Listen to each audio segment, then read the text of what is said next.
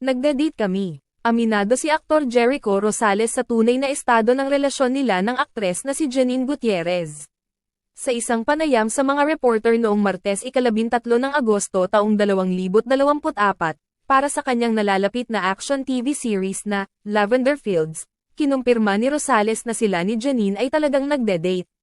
Ang mga pahayag ni Rosales ay nagbigay linaw sa mga tanong at spekulasyon na umikot sa kanilang relasyon, na nagumpisa mula nang magkasama silang lumabas sa publiko at makitang magkasama sa iba't ibang okasyon.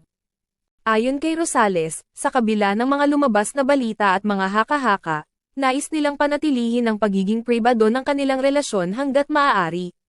Kami ni Janine ay masaya sa estado ng aming relasyon at nagpasya kaming ibahagi ito sa publiko ngayon upang mapanatili ang katotohanan.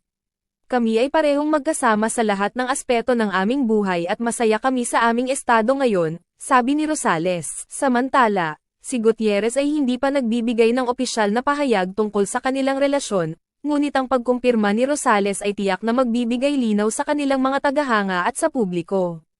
Ang pag-amin na ito ay dumating sa isang pagkakataon na ang kanilang proyekto sa TV ay nagiging sentro ng atensyon, kaya't nagbigay ito ng karagdagang interes sa kanilang personal na buhay.